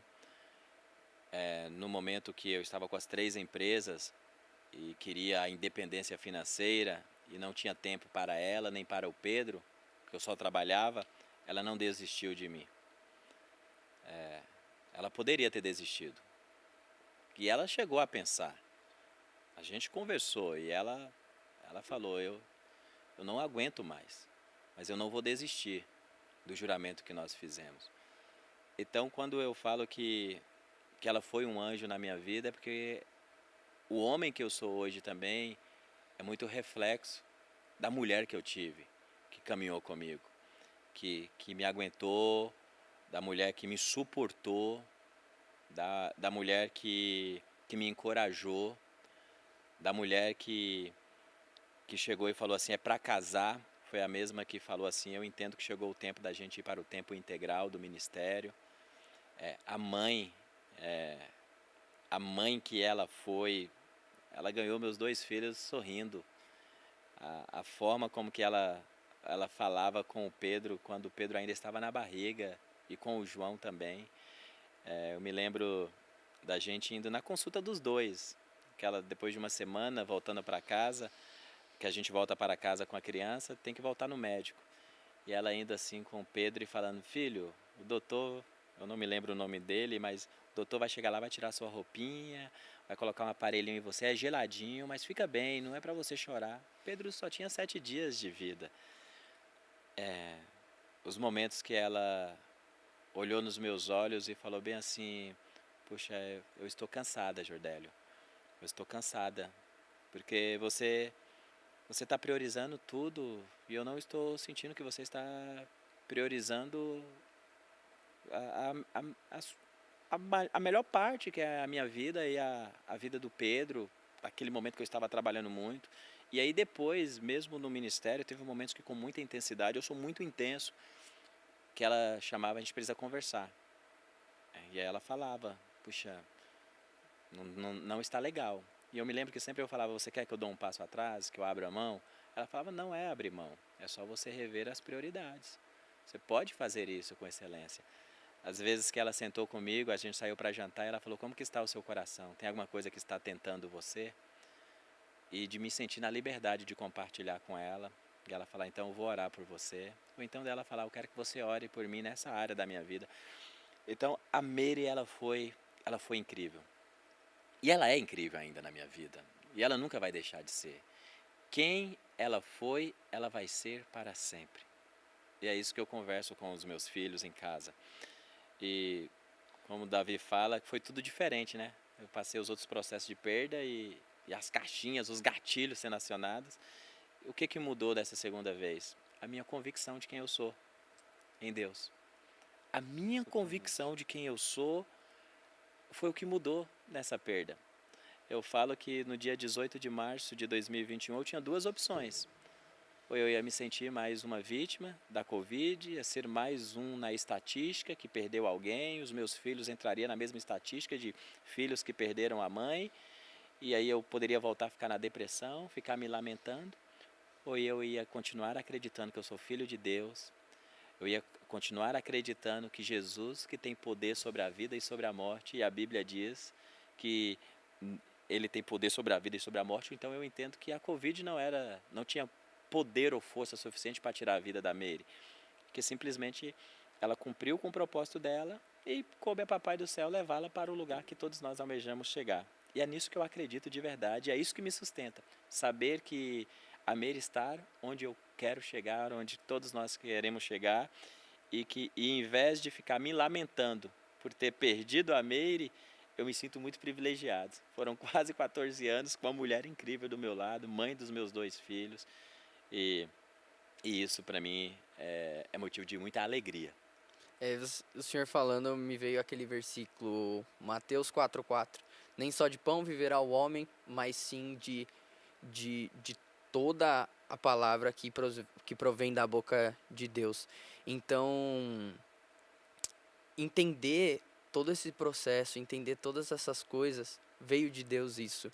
E essa convicção que o senhor tem, eu creio que o senhor consegue passar para as pessoas ao seu redor. Eu vi, pelo menos isso impactou muito minha vida, em vários sentidos. Eu tive grandes ensinamentos com toda essa sua vivência. E o senhor compartilhou em muitos cultos aqui, compartilhou em um culto aqui, principalmente de homens. E duas coisas assim, uma coisa assim, que tem gente aí que vai estar passando por esse processo, porque a Covid ainda não nos deixou, e a Covid, a gente está saindo dessa pandemia. Uma coisa assim que o senhor falaria assim para uma pessoa que está passando por esse processo, sabe, para deixar um recado aí para quem está passando por esse processo? Uma coisa que com certeza eu não posso deixar de falar é: viva o seu processo. Se tiver vontade de chorar, chore. Não se culpe por se sentir triste. Viva o seu processo. Mas não se esqueça que o fato de você continuar não quer dizer que você está traindo a pessoa. Eu vejo muitas vidas, muitas pessoas que acabam se aprisionando em uma perda porque elas pensam que elas também morreram, que não é justo, digno, elas continuarem. A melhor forma da gente honrar as pessoas que a gente ama, as pessoas que nos deixaram, que cumpriram com o propósito, é justamente a gente continuar com o nosso propósito, para que um dia também chegue a nossa vez. Então, a maior fala. A minha maior dica para você que talvez se encontra triste porque você perdeu um ente querido, está vivendo uma situação de luto, continue a viver a sua vida. A vida ela é para ser vivida e é para ser vivida com alegria. Puxa, mas eu não, como que eu vou viver com alegria depois que eu perdi tal pessoa? Em vez de se lamentar por não ter mais, se alegre porque você teve essa pessoa que marcou tanto. E se você está sentindo, é porque ela de fato foi uma pessoa muito especial na sua vida. Então continue. Continuar é uma forma da gente honrar as pessoas que a gente amou e que já partiram. Então esse é o meu grande conselho. A vida ela é para ser vivida. Não é para você ficar aí escravo ou preso em uma perda que você teve. Sim, sim, realmente. Num livro que eu li, O Vendedor de Sonhos, do Augusto Cury, tem um momento em que o Vendedor de Sonhos, né, o personagem principal, ele chega em um enterro, num cemitério, justamente porque ele tinha um propósito de chegar num velório que estava acontecendo lá. E enquanto todos estavam inconformados com o que tinha acontecido, muito para baixo, ele virou e falou: por que vocês estão chorando? Essa pessoa aqui ainda está viva. E todos começam a ficar: como assim, você não está vendo? Ficaram até ofendidos com o que ele virou e falou. Claro que está viva. Ela está viva no legado que deixou, nas palavras que disse, com o cheiro, com todas as vivências que proporcionou. O privilégio, olha o privilégio que foi conviver com essa pessoa aqui. Não deixe essa pessoa só morrer, até porque nós morremos nossa vida, né? A gente perde a nossa vida em 2 momentos, seja na parte física ou seja na última vez que as pessoas falam o nosso nome, né? Então realmente não deixar esse legado ir embora e com isso seguir em frente também. Buscar novas coisas. E aí onde eu queria chegar, né? Onde você está agora, o anúncio que você fez, dessa nova fase que você vai estar vivendo agora, como que funciona isso? Antes de chegar, né, nesse agora, eu só queria frisar assim, o fato da gente continuar não quer dizer que seja fácil. Não. Queridos, você ver o seu filho vir e abraçar chorando e falando, eu tô com saudade da mamãe. Você olhar para os seus filhos dormindo e você pensar assim, puxa, eles não têm mais a mamãe, que não foi uma mãe só que gerou, era uma mãe presente. Então isso mexe muito. E continua mexendo. Não quer dizer que o fato de você continuar, que aquela pessoa não deixou de significar para você. Não, isso não tem nada a ver. Eu acho que... Porque muitas vezes as pessoas escutam a gente falando de púlpito e as pessoas têm muito a imagem do que, puxa, ele está superando, nossa forma como que ele está lidando. Eu acho que assim, ou a gente acredita na Bíblia ou a gente não acredita. Eu decidi acreditar. Mas isso não quer dizer que a gente não sinta. Então, eu falo para vocês, não é fácil não.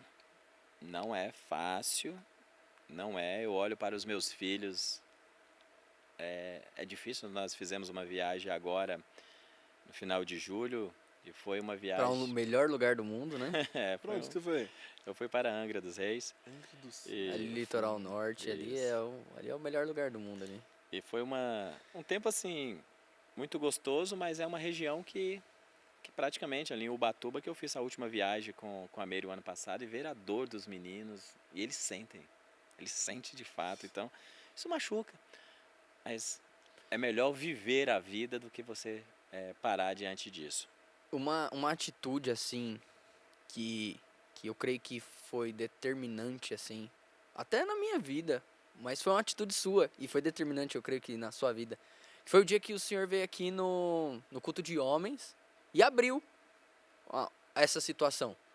Porque ali o senhor tava, acho que no começo do relacionamento com a Leandra, Não, ali eu ainda não estava. ali não estava ainda, Não. mas ali o senhor abriu toda essa guerra, vamos dizer assim, toda essa situação. Acho que ali você abriu o seu coração e ali eu creio que foi muito importante para o senhor. Tá, aquele culto dos homens foi uma questão de que eu compartilhei que eu estava orando, que eu tinha decidido junto com os meus filhos, a gente começar a orar para a gente ter uma pessoa fazendo parte da nossa família.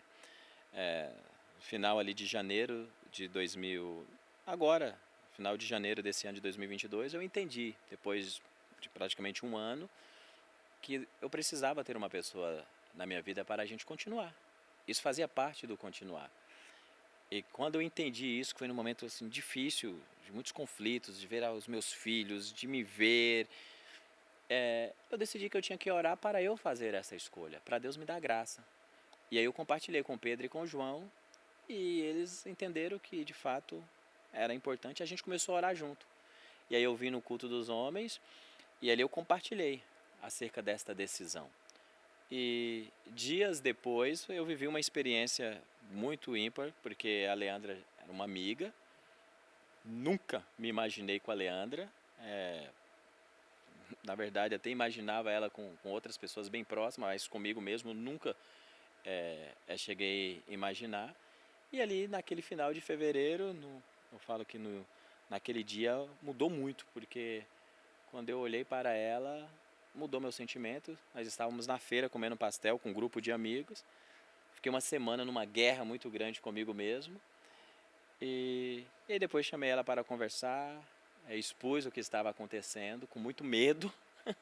Eu falo para você, eu senti medo, senti frio na barriga, porque, querendo ou não, pessoa de um outro país, uma outra cultura, amiga da Meire, como que ela ia entender aquilo, de achar que eu pudesse estar faltando com respeito para com ela. E no primeiro momento ela simplesmente falou, obrigado por você compartilhar. E aquele obrigado eu fiquei... E só? É um gelo, né? Eu- É que nem jogar um balde de água fria, assim. Aquele obrigado me deixou, mas a gente foi continuar conversando e aí as coisas começaram a fazer sentido. E o que eu falo assim, hoje eu falo isso com muita alegria no meu coração. Eu sou um homem de muita sorte. Eu sou de muita sorte. Deus Coloca eu sempre não vou- pessoas na sua vida, eu não assim. vou nem usar a palavra assim sorte. Eu vou falar assim, eu sou um filho muito cuidado e mimado por papai. É porque eu poderia nesse momento ter perdido até a minha vocação. Foram muitas situações, muitas ofertas que eu poderia me envolver com outras pessoas. Eu poderia ter feito tantas escolhas, mas entender que a Leandra foi a resposta de oração, que Deus me deu a graça de poder olhar para ela. A Leandra é uma menina muito especial. Ela é uma... Nossa, eu estou muito feliz mesmo, de ver a forma como que os meus filhos aceitaram, a forma como que a gente tem conduzido isso. E é engraçado porque são vários aspectos. O fato de você voltar a se relacionar, de você conhecer uma pessoa nova. E eu estou gostando, para mim tem sido muito prazeroso viver esse momento, mas com um entendimento. Que tudo isso faz parte de um propósito que é maior do que eu mesmo. Faz parte de um propósito que não é meu, que é um propósito do meu Pai, do meu Deus. E essa união com a Leandra, eu não tenho clareza ainda do que vai acontecer, mas eu tenho a certeza que será uma grande ponte para coisas extraordinárias, onde o nome de papai será glorificado e exaltado. E o senhor falou até sobre ela, assim, que ela é de outro país, e aí veio na memória Suíça.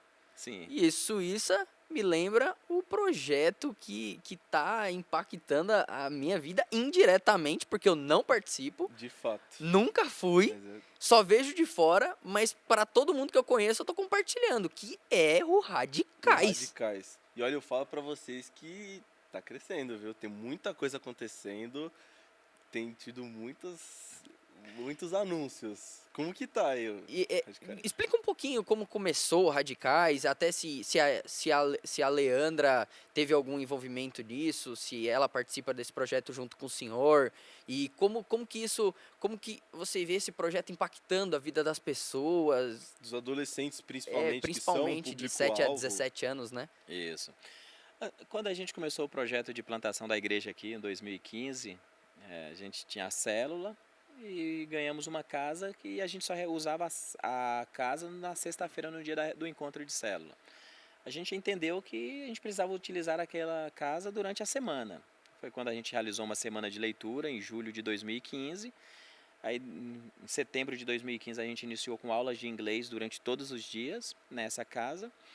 E aí a gente começou a orar para começar um trabalho com os adolescentes, através de um casal, o John Macy e a Ivone Macy. Eu conheci essa visão dos radicais que é muito comum na Europa, tem uma base muito forte na Suíça. E a gente começou a orar para a gente ter um trabalho assim no Brasil.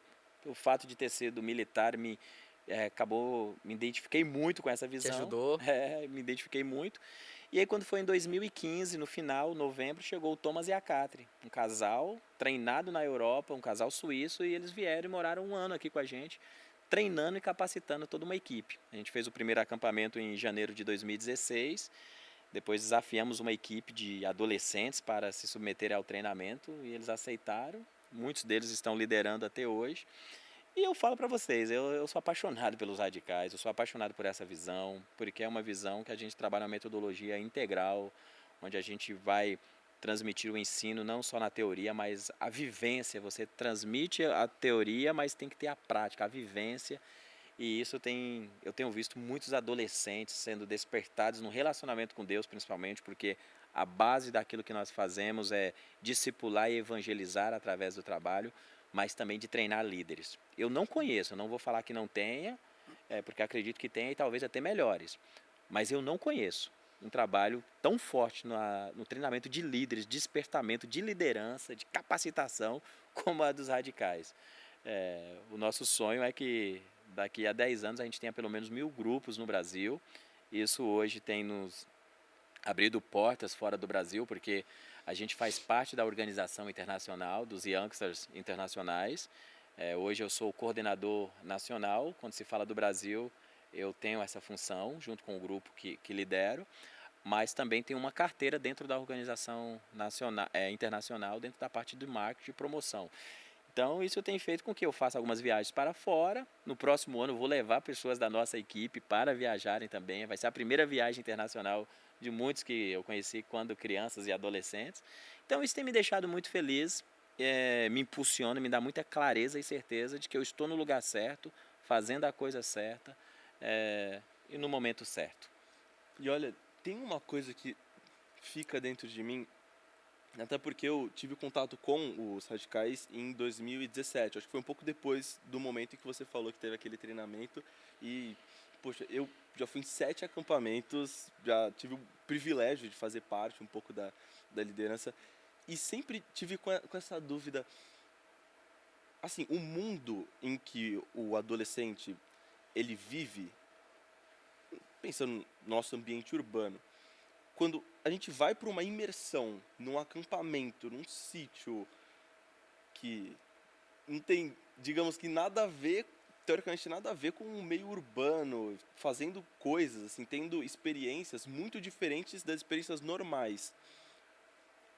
Como que isso impacta tanto nessa tomada de decisão de um adolescente? Porque se a gente for ver, pode pegar de todos os acampamentos, os vídeos e fotos, seja no acampamento, seja quando eles voltam aqui correndo no templo e gritando. Muito adolescente não falando que não vai fazer as coisas, porque E aí é vem tá alguma na coisa. lama. Assim, como que vocês conseguem fazer com que esse adolescente ele consiga se descobrir e tenha essa mudança de mentalidade assim tão grande, sendo que o meio em que eles estão sendo situados nessa imersão, que são os acampamentos radicais, é tão diferente de uma vida normal? É porque assim, quando a gente fala que é muito diferente, a gente olha numa perspectiva do mundo.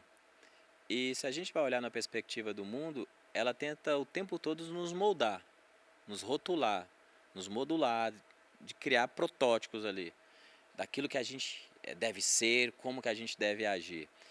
E aí eu falei muito aqui nesse tempo acerca de você querer provar algo. E muitas vezes a vida hoje, não só da criança, do adolescente, do adulto, é essa vida de querer provar o tempo todo. E eu acredito que essa metodologia de trabalho, a forma como que a gente trabalha o evangelho, a forma como que a gente trabalha a liderança, a gente busca resgatar o quê? A essência do ser. Então, No último acampamento eu tive uma adolescente de 14 anos que ela conversando, ela parece uma adulta, a Júlia. Ela se apresenta e ela mesmo compartilhando que eu vou para lá, vai ser chato, eu não vou fazer isso, eu não vou participar das atividades e reclamando de tudo. Por quê? Porque ela entende que viver a fase, a essência dela é uma coisa chata.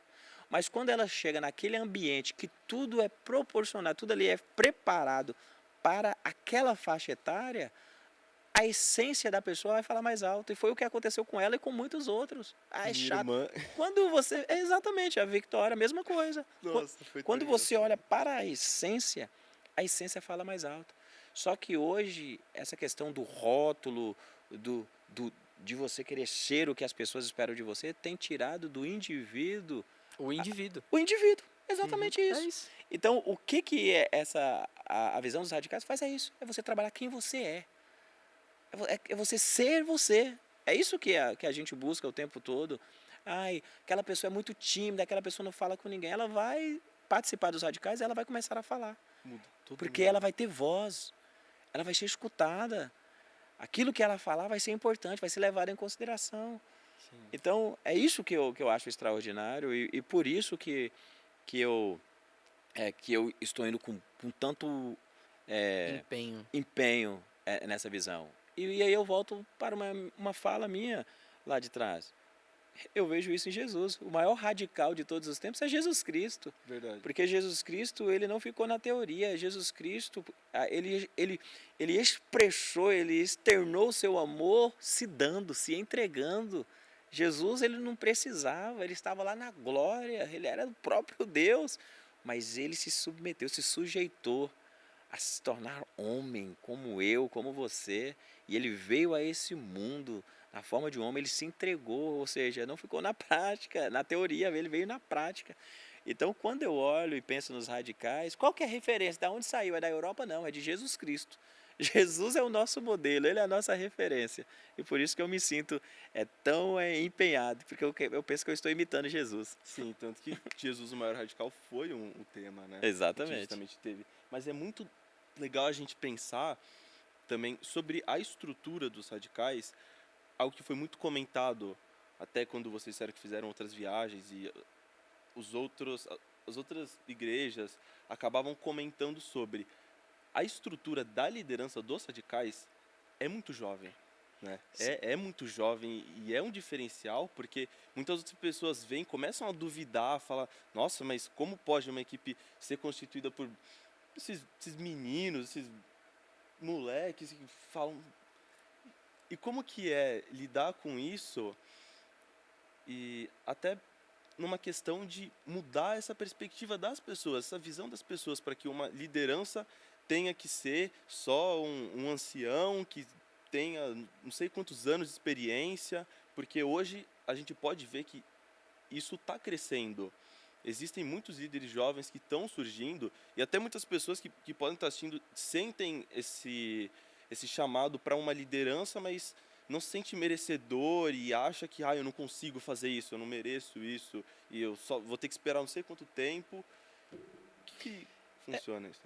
A questão da metodologia não é só nos radicais, é o tanto que eu falo, ser radical não é um programa, é um estilo de vida, e é olhar para a vida de Jesus. Então, se as pessoas não acreditam no jovem, é você acreditar e você impulsionar. Você estar aqui porque eu acreditei em você. Eu poderia olhar simplesmente o dia que você veio e falar, não, ele não tem capacidade, é muito novo. Eu tenho outras pessoas que talvez sejam até mais preparadas do que você, que poderiam estar aqui nesse Povo Talk, fazendo tudo isso aqui acontecer, mas o teu empenho, a partir do momento que você se dispôs, e teve momentos que você ficou com medo, teve momentos que você, como que vai ser? Então, a questão é em você acreditar. E isso não é o líder, não é o Jordélio, não é o Conqueror. Isso é o tempo todo. É o pai que acredita no filho e investe o tempo. Seja intencional com o seu filho, investe na vida dele para você ver. Diga não para o seu filho quando ele ficar querendo tudo no tempo dele. Fala não, você está sendo intencional quando você diz o não. Então, eu acho que em todas as áreas. E eu falo muito. Eu espero que tenhamos muitos jovens e adolescentes escutando. E eu quero falar uma coisa para você, você tem um potencial enorme, cara. Você tem um potencial extraordinário. Se você é um goiabinha, você tem 8 anos, você tem um potencial enorme. Não deixe o sistema desse mundo aqui modular, rotular você. Você é muito mais do que isso. Você tem uma força dentro de você que você talvez nem imagine que você tenha. E tudo que você precisa é alguém que acredite em você. Se até hoje ninguém acreditou em você, eu acho que aqui vai estar os meus dados, meu Instagram, manda uma mensagem para mim, você pode ter certeza que eu acredito em você mesmo sem conhecer você. E eu só acredito em você porque Jesus acreditou primeiro. E se ele acreditou, então eu também acredito. É minha obrigação acreditar. Eu tava aqui ouvindo o senhor falar e eu vejo muito esse projeto como um projeto radical, vamos dizer assim. Porque é isso, é o nosso lema, impactar uma geração. A gente acredita, a gente tem plena convicção que esse projeto vai impactar a vida das pessoas. E só de ter essa convicção, pedir para Deus, eu creio que é o propósito de Deus, porque Deus faz isso, é o projeto de Deus, que a gente pregue o evangelho, que a gente fale do evangelho, que a gente faça com que as pessoas rompam através das Exatamente. nossas vidas. E aí, o senhor deu várias partes da nossa vida e a gente entende que Deus, tudo, nada saiu dos planos de Deus. E aí vem, o Pedro falou de chamado, e o senhor tem um chamado. E o chamado que Deus te separou foi para ser pastor. E tudo na sua vida, cuidar dos seus irmãos influenciou, cuidar de um projeto te influenciou. Como que foi para o senhor reconhecer esse chamado? Quando que foi esse despertar, sabe? Eu falo que naquele processo, depois da experiência do espelho, ali foi onde que eu comecei a ter clareza. Depois da perda do meu primo, né, na viagem lá para a Vitória da Conquista, voltar, liderar a célula, estar envolvido no dia a dia da igreja, aí eu comecei a ter clareza de que, na verdade, Deus já tinha me chamado há muito tempo atrás. Mas ali aquilo começou a ser, ficou mais claro para mim. E eu comecei a entender de que aquilo fazia parte da vocação. E hoje eu não me vejo fazendo nada mais do que isso. Para mim, eu não consigo me ver fazer outra coisa a não ser pastorear, cuidar de vidas, cuidar de pessoas, independente.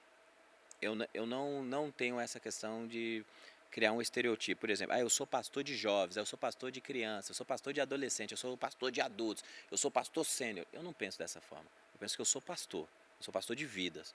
Então, é uma criança, é um adulto, são vidas, são pessoas. E eu me sinto assim, eu entendo que alguns têm um chamado específico para uma faixa etária. No meu caso, eu converso com uma pessoa adulta, eu me sinto feliz, e converso com uma criança, me sinto feliz da mesma forma. E sempre pensando em impulsionar, de mostrar para ela o caminho. E não existe outra fórmula a não ser mostrar a Bíblia e a palavra de Deus. É isso que de fato nos traz alegria, certeza, convicção. E eu acho que é isso que a gente tem que deixar para vocês que estão aí de casa. Sejam impulsionadores da vida das pessoas.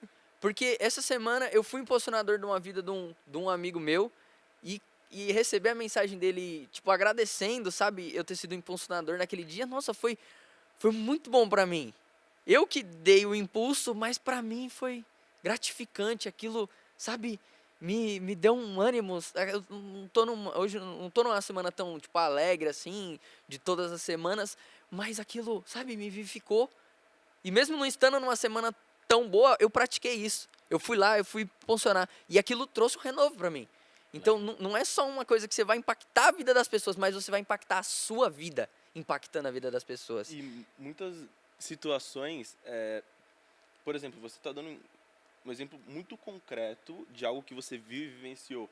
Mas o que eu percebi também é que várias vezes nós somos impulsionadores na vida das pessoas, mas nós não percebemos.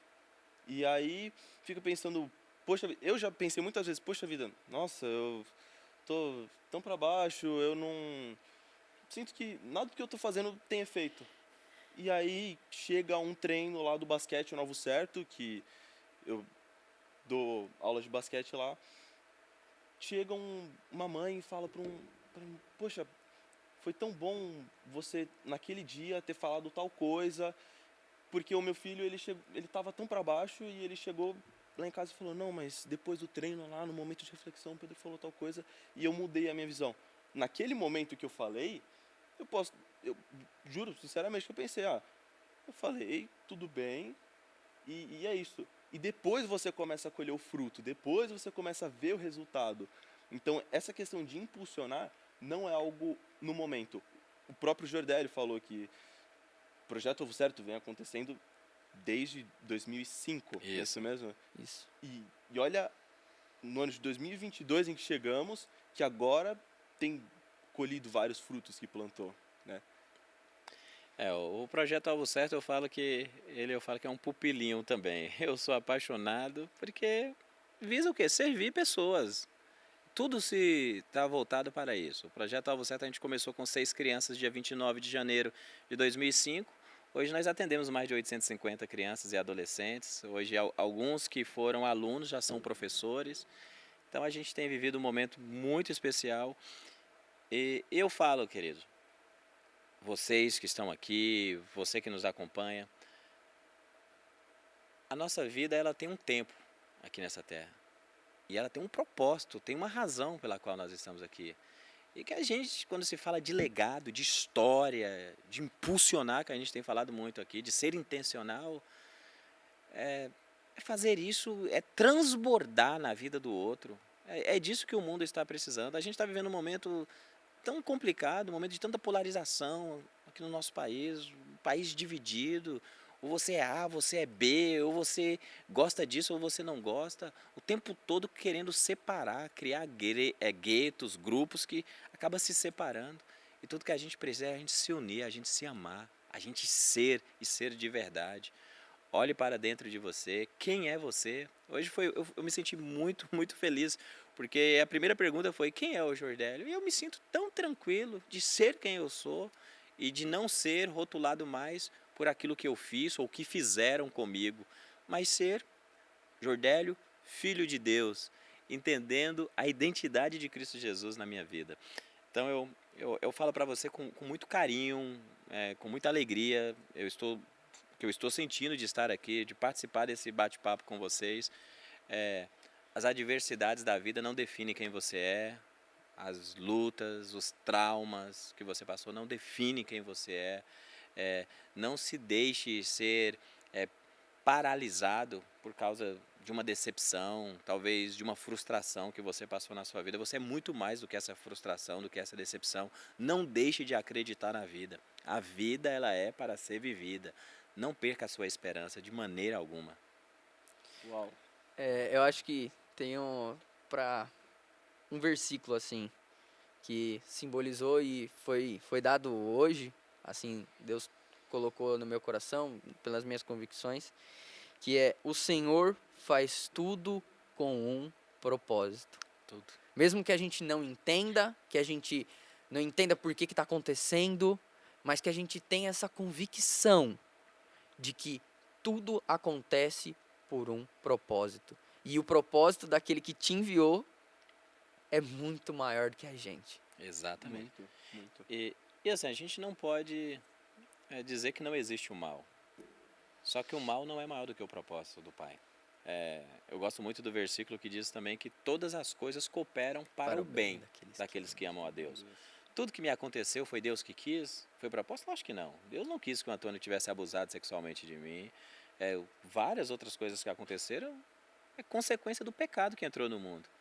Mas só que o nosso Deus, ele é especialista. Aquilo que o diabo trama para destruir, quando a gente de fato tem um amor e teme ao Senhor, a Bíblia diz que todas as coisas convêm para o bem daqueles que amam a Deus. Todas. Mesmo aquilo que foi feito para a maldade, para destruir, Deus vai lá e transforma aquilo.